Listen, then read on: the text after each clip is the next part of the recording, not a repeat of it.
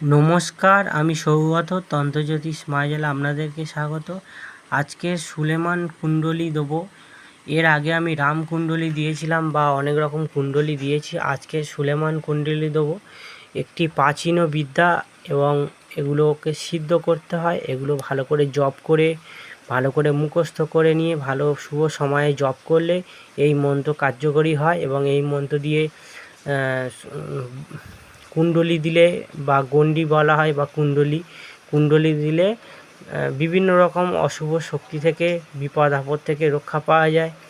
যেমন যে কোনো ব্যক্তি যদি সাধনা করে, সাধনার সময় যদি কোনো বিঘ্ন উৎপন্ন হয়, কোনো ভূত প্রেত অপশক্তি বা কোনো নেগেটিভ জিনিস বা কোনো রকম পশু পাখি বা জীবজন্তুর আক্রমণের ভয় থেকে রক্ষা পাওয়া যায় দেহ কুণ্ডলী দিলে তার কোনো সমস্যা হয় না। এছাড়া যারা বাড়ি বন্ধন করে কোনো কাজ করতে যাচ্ছেন, সেক্ষেত্রে বাড়ি বন্ধন করে এই জিনিসটি করতে হয়। তো পুরো সব কিছু বলবো। আগে মন্ত্রটি আমি দুবার বলে দিচ্ছি, তারপরে নিয়মকানুন বলে দেবো।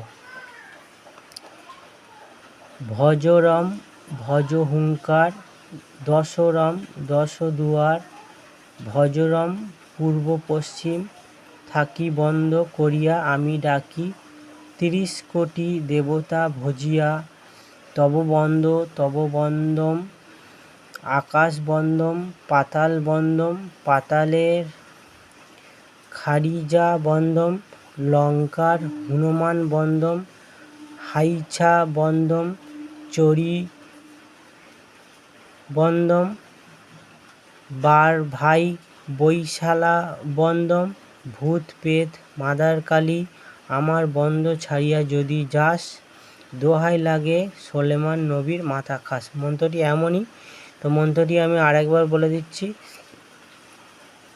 ভজরম ভজ হুঙ্কার, দশরম 10 দুয়ার, ভজরম পূর্ব পশ্চিম, থাকি বন্দম করিয়া আমি ডাকি, 30 কোটি দেবতা ভজিয়া, তব বন্দম, আকাশ বন্দম, পাতাল বন্দম, পাতালের খারিজা বন্দম, লঙ্কার হনুমান বন্দম, হাইছা বন্দম, চরি বন্দম, বার ভাই বৈশালা বন্দম, ভূত পেত মাদার কালী আমার বন্ধ ছাড়িয়া যদি যাস, দোহাই লাগে সোলেমান নবীর মাথা খাস। এই মন্ত্রগুলো প্রাচীন মন্ত্র। যেমন লেখা আছে, যেমন ভাষা, তেমনভাবেই মুখস্থ করবেন এবং ভালো করে মুখস্থ করার পরে যে কোনো অমাবস্যা বা গ্রহণ বা পূর্ণিমার সময় এটি বেশ কিছু সংখ্যক বেশি পরিমাণে জপ করে নেবেন। একটি ধূপবাতি জেলে সামনে শুদ্ধ আচারে ইষ্ট দেবদেবীর কাছে ঠাকুরের সামনে বসে এই মন্ত্র ভালো করে জপ করে নেবে। জপ করে নেওয়ার পরে এই মন্ত্র সিদ্ধ হয়ে যাবে। তারপরে যখন প্রয়োগ করবেন, হয়তো কোনো সাধনার মধ্যে সাধনা করছেন কোনো রকম, সেই সাধনার ক্ষেত্রে যদি মনে হয় কোনো ভূত প্রেত অপশক্তি বা কোনো নেগেটিভ জিনিস বা জীবজন্তুর নেগেটিভ বা কোনো রকম কেউ ক্ষতি করতে পারে, সেক্ষেত্রে একটি তামার চাকু বা লোহার চাকুর ওপরে এই মন্ত্র 7 বার বা 11 বার পড়ে সেই চাকুটা দিয়ে যেখানে বসবেন তার চারপাশে একটা গোল করে গণ্ডি কেটে নেবেন বা গোল করে একটা রেখা কেটে নেবেন। নিলে এই সোলেমানি কুণ্ডলী বা যে রাম কুণ্ডলী বা যত রকম কুণ্ডলী বা গণ্ডি আছে এমনভাবেই দিতে হয়। এরকমভাবে যদি কুণ্ডলী দেওয়া হয়, যতক্ষণ ওই গণ্ডির ভিতরে বসে থাকবে, কোনো রকম বাইরের শক্তি, কোনো রকম অশুভ শক্তি কোনো ক্ষতি করতে পারবে না। এছাড়া কোনো জায়গায় হয়তো কোনো ভূত ছাড়াতে যাওয়া হচ্ছে বা কোনো রকম এক জায়গায় বসে তন্ত্রক্রিয়া করা হচ্ছে, সেখানে অনেক আরও তান্ত্রিক আছে, যাতে অন্য তান্ত্রিক কোনো রকম বান মারতে না পারে বা কোনো রকম ক্ষতি করতে না পারে, সেক্ষেত্রে এই কুণ্ডলী দিয়ে রাখা হয় চারপাশে। নিজের চারপাশে কুণ্ডলী দিয়ে সেই কুণ্ডলীর ভিতরে বসে বা গণ্ডির ভিতরে বসে যে কোনো কাজ করলে কোনো ক্ষতি হওয়ার সম্ভাবনা থাকে না।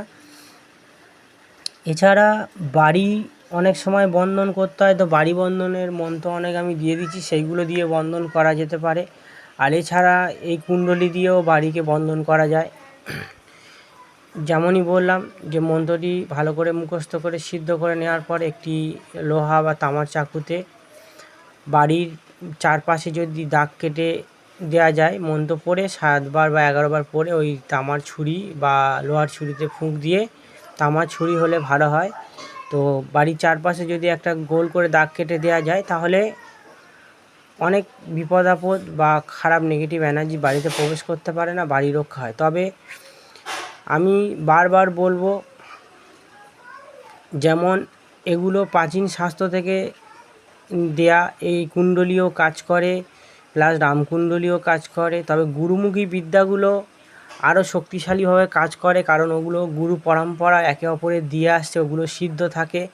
গুরু মন্ত্রগুলো বেশি সিদ্ধ থাকে, এই মন্ত্রগুলো সিদ্ধ করে নিতে হয় বা এই মন্ত্রগুলোকে জাগিয়ে নিতে হয়। তাই ভালো করে না জাগিয়ে, সিদ্ধি না করে এই মন্ত্র কাজ করে হুটহাট করে কোনো একটা মানে গণ্ডি কেটে ভাবলাম যা খুশি করবো, কেউ ক্ষতি করতে পারবে না। অনেক সময় মন্ত্র না সিদ্ধ হওয়ার জন্য অন্য ব্যক্তি ক্ষতি করে দিতে পারে।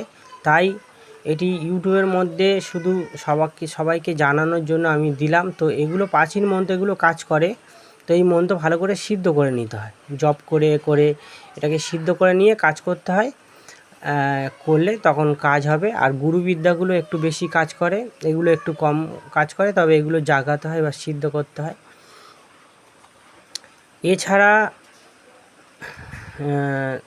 এছাড়া হচ্ছে কি, এই মন্ত্র গুরুদেবের কাছ থেকে নিয়ে বা এই মন্ত্র গুরুর কাছ থেকে প্রাপ্ত হলে আরও ভালো কাজ হয়। তো এইভাবে কুণ্ডলী আপনারা দিতে পারবেন।